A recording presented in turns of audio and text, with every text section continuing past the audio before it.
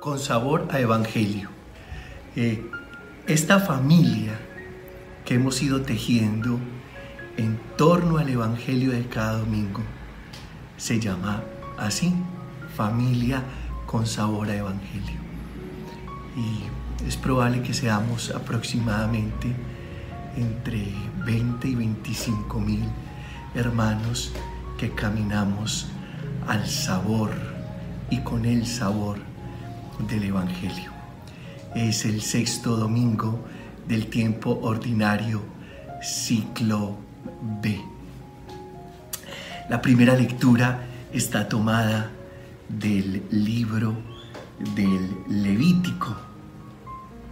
El Señor dijo a Moisés y a Aarón: cuando alguno tenga una inflamación, una erupción o una mancha en la piel y se le produzca la lepra, será llevado ante Aarón, el sacerdote, o cualquiera de sus hijos sacerdotes. Se trata de un hombre con lepra. Es impuro. El sacerdote lo declarará impuro de lepra en la cabeza. El que haya sido declarado enfermo de lepra andará harapiento y despeinado, con la barba tapada y gritando: impuro, impuro. Mientras le dure la afección, seguirá impuro. Vivirá solo y tendrá su morada fuera del campamento. Aquí hay tres cosas que yo quisiera destacar de este texto del libro del Levítico. Estamos en el capítulo 13. La primera es la enfermedad física. Ustedes y yo nos podemos imaginar perfectamente una persona con erupciones en la piel.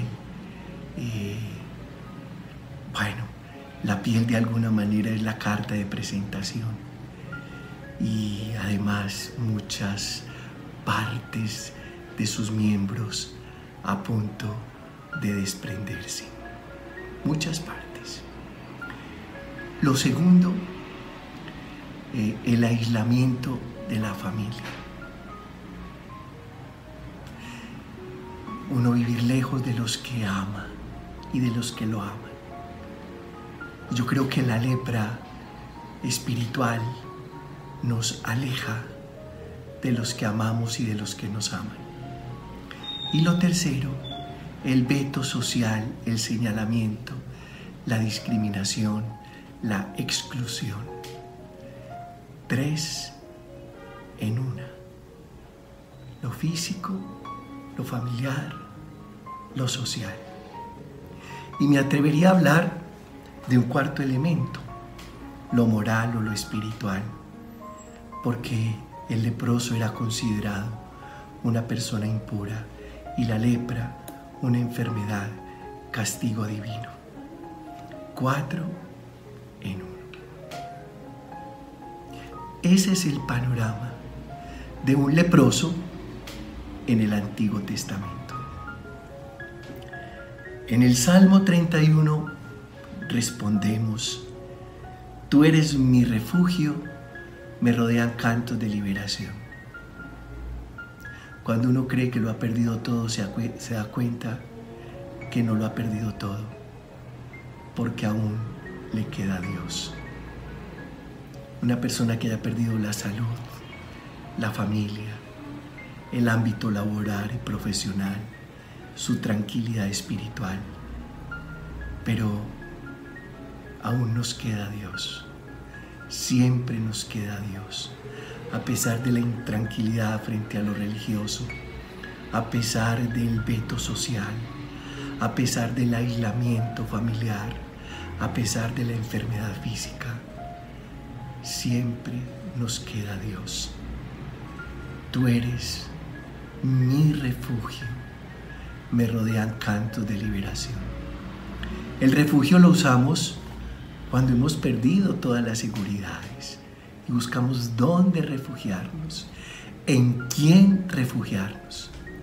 Y cuando hemos perdido todas las seguridades, debemos tener esta claridad. Aunque perdamos todas las seguridades, aún nos queda Dios. Él es nuestro refugio. Nos rodean cantos de liberación. La segunda lectura está tomada de la carta del apóstol, de la primera carta del apóstol Pablo a los Corintios en el capítulo 10, y dice el apóstol que no demos motivo de escándalo. En estos términos uno puede ser motivo de escándalo o motivo de testimonio. O somos escándalo o somos testimonio. Ahora, en otro lugar de la Escritura, en el Nuevo Testamento, dice Jesús: ay del escandaloso, más le valdría atarse una piedra de molino al cuello y arrojarse a lo profundo del mar. Evitemos ser motivo de escándalo para los niños, para los jóvenes, para los débiles en la fe. Evitemos ser motivo de escándalo. Pero yo le quiero agregar otra cosa. No nos escandalicemos por todo. Que también a veces nos volvemos muy cucufatos, es decir, muy mojigatos, y pegamos un grito en el cielo por cualquier tontería.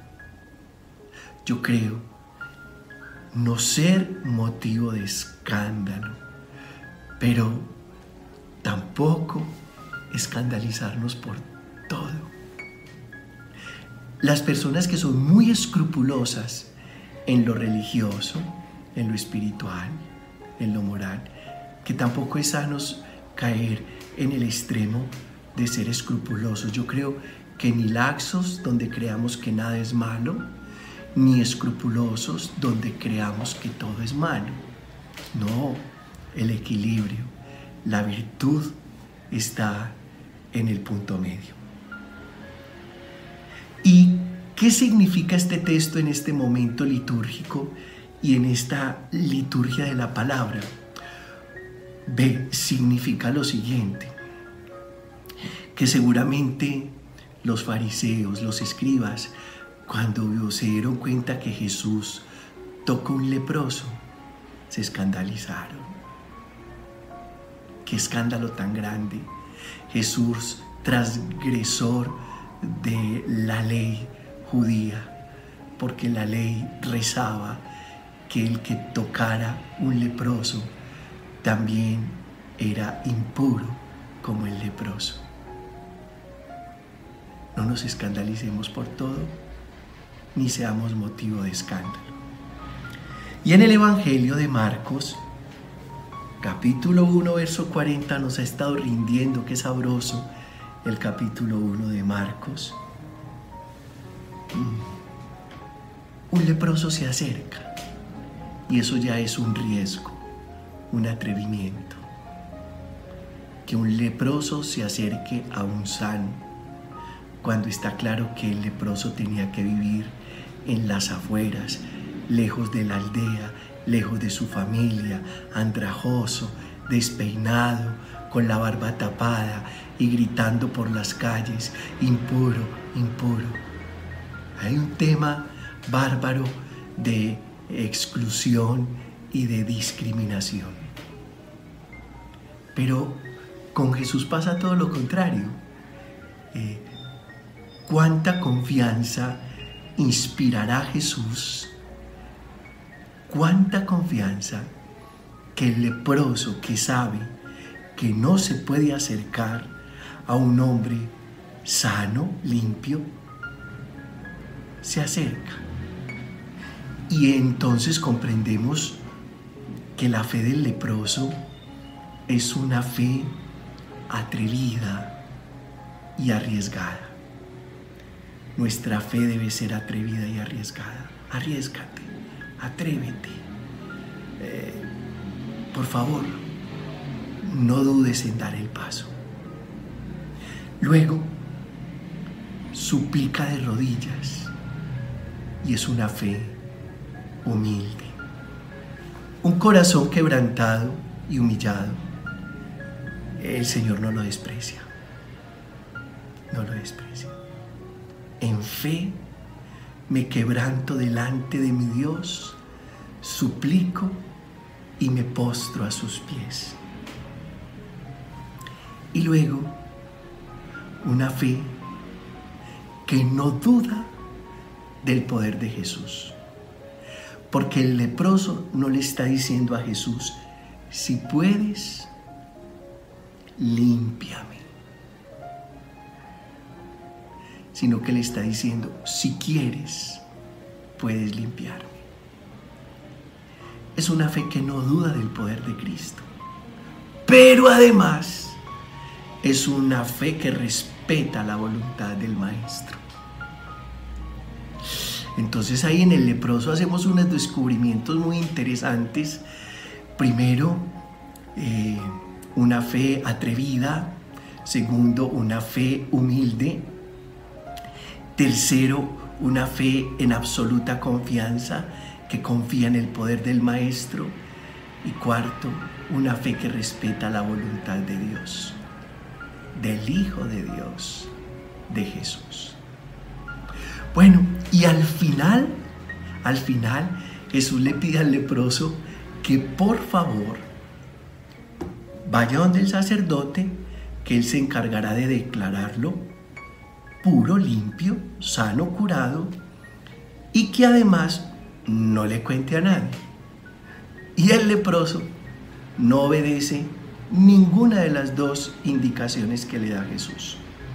Pero no porque sea desobediente, sino porque es liberado de todo prejuicio humano. En este caso, de todo prejuicio religioso y de todo prejuicio social. Y eso es lo que nos da Jesús cuando nos toca.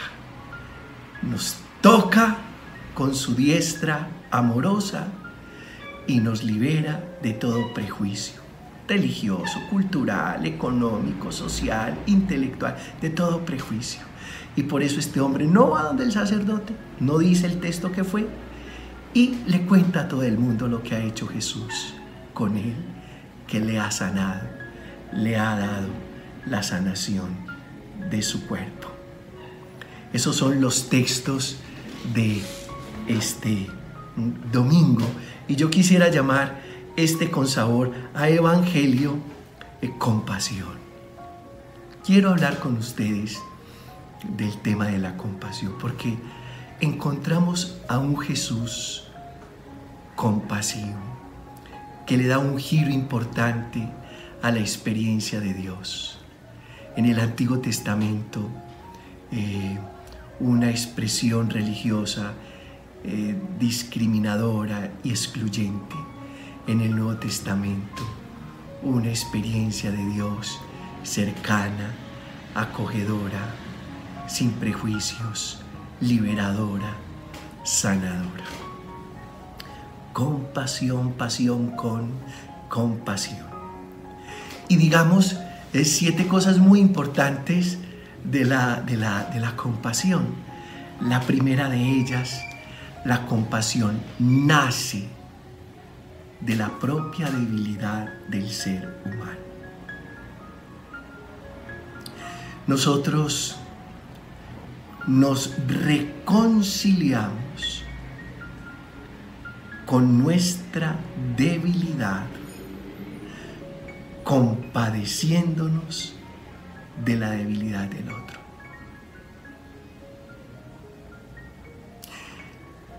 ¿Para qué te sirve tu debilidad? Para ser más compasivo con la debilidad del otro. Recicla tu debilidad, es decir, de la debilidad quédate con lo bueno. Y una de las cosas buenas de tu debilidad es que te hace compasivo con la debilidad del otro. Por eso es tan interesante que nosotros podamos acercarnos al sacramento de la reconciliación a través de otra persona, de un sacerdote, que es otro ser humano, con las mismas pasiones, emociones, instintos, reacciones, impulsos, limitaciones y debilidades. ¿Qué tal uno confesarse con un hombre perfecto? Si yo me confieso con un hombre perfecto, ese hombre perfecto no me comprendería, no sabría de qué le estoy hablando. ¿Qué tal uno confesarse con una criatura angelical? Una criatura angelical no sabría de qué hablamos los seres humanos y qué sentimos y por qué nos equivocamos los seres humanos. Por eso es tan importante hacer conciencia de la debilidad que me lleva a la compasión. Por eso el que no es consciente de su debilidad comúnmente es muy rudo, muy cruel, muy duro con los demás. ¿Por qué somos tan rudos, crueles y fuertes con los demás? Por inconsciencia. ¿Y cuál inconsciencia?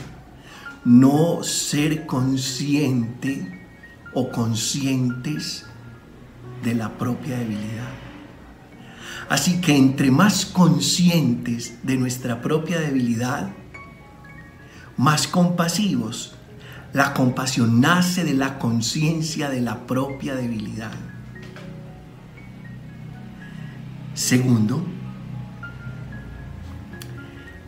la compasión exige sensibilidad limpia. La vivencia de la compasión requiere sensibilidad limpia. Es decir, que nuestra sensibilidad no esté congelada ni endurecida, de tal manera que el sufrimiento ajeno nos permee y nos contagie. Lo distinto de sensibilidad limpia es indiferencia. Ya lo dijo Martin Luther King: no me asombra la maldad de los humanos, sino su indiferencia.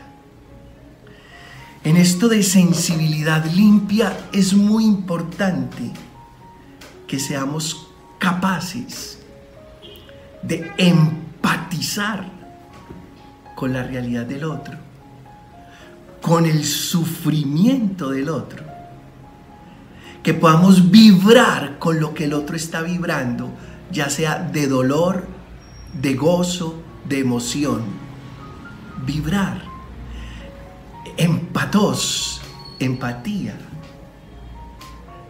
Jesús sufría de sensibilidad limpia, desplanizomai, es decir, Jesús se enceguecía con el ciego, enfermaba con el enfermo, se paralizaba con el paralítico.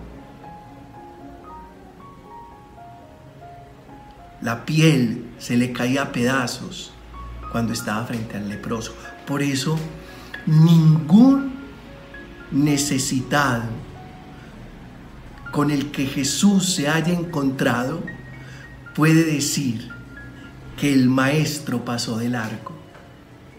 No pasó de largo ante la necesidad humana.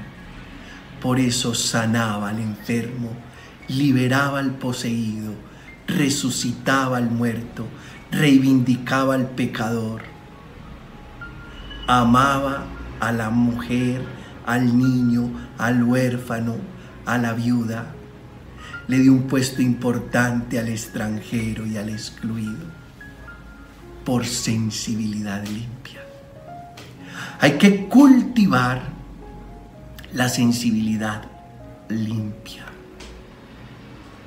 Tercero, la vivencia de la compasión requiere afecto liberador, es decir, un amor desinteresado.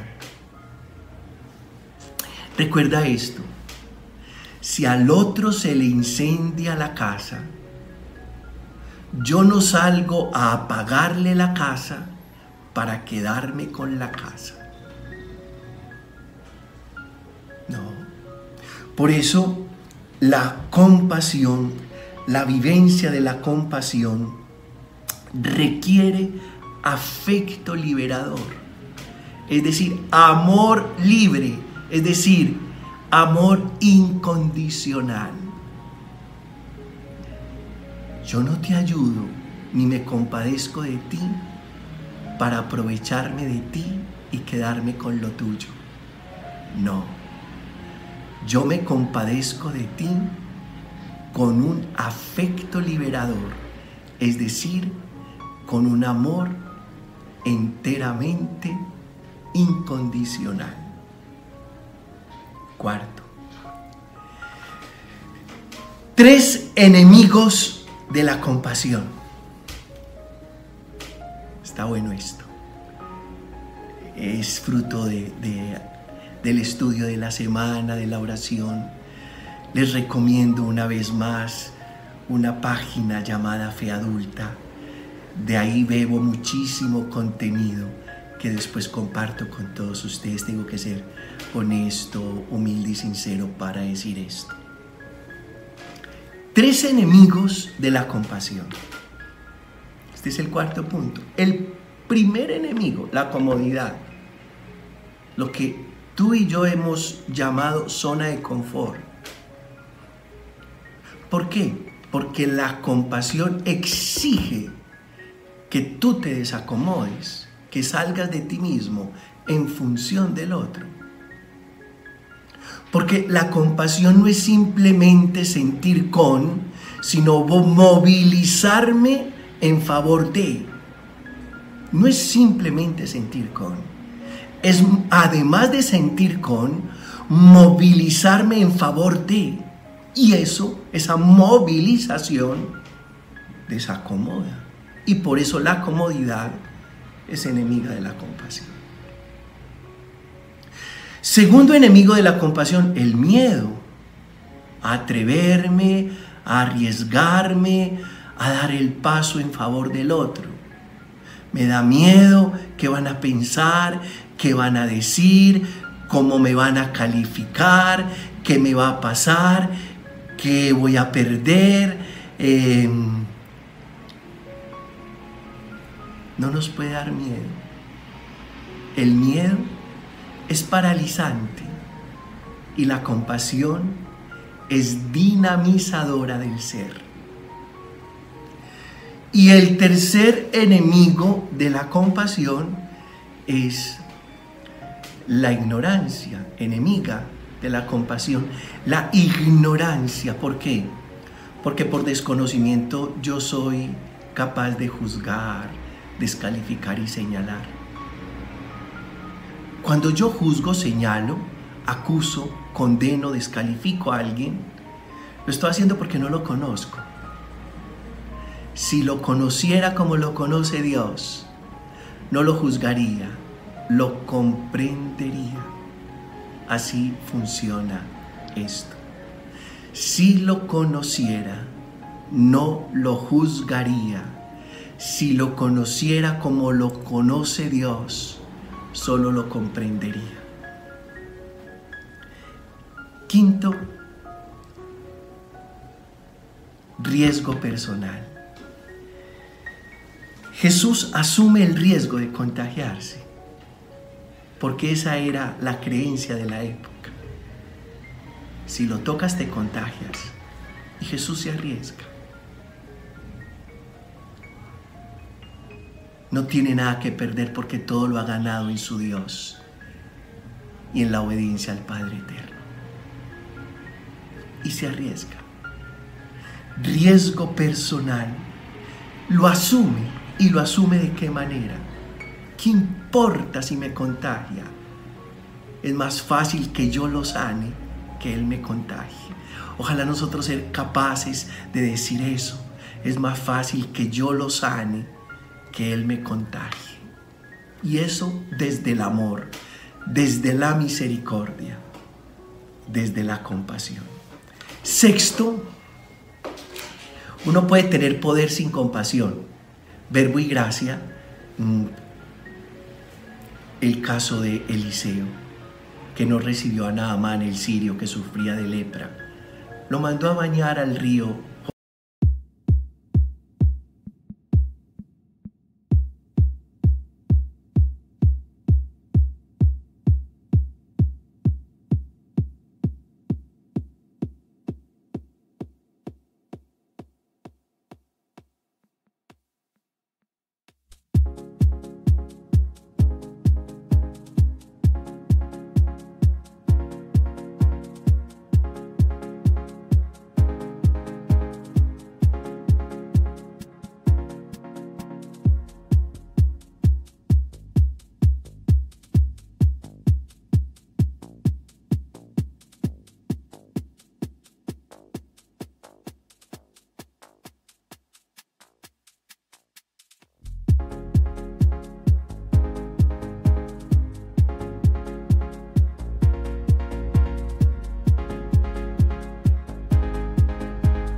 Jordán 7 veces, pero no lo acercó, no lo recibió, no lo acogió.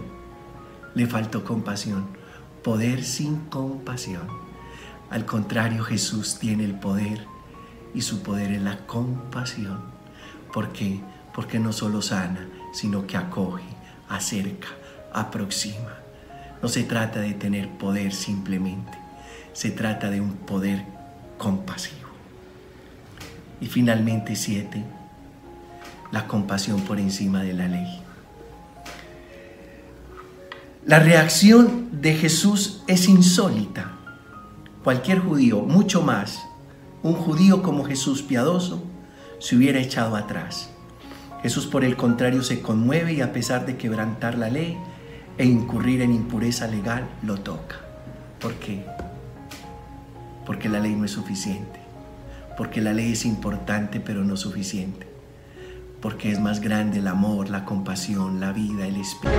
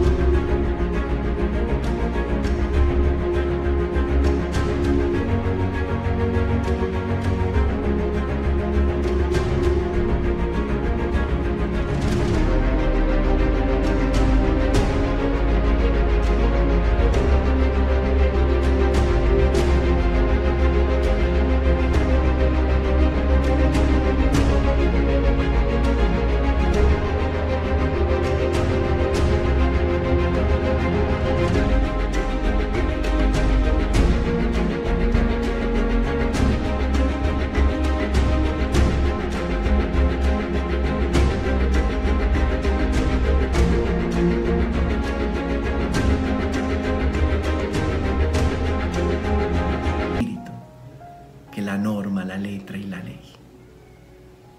Esto es Con Sabor a Evangelio.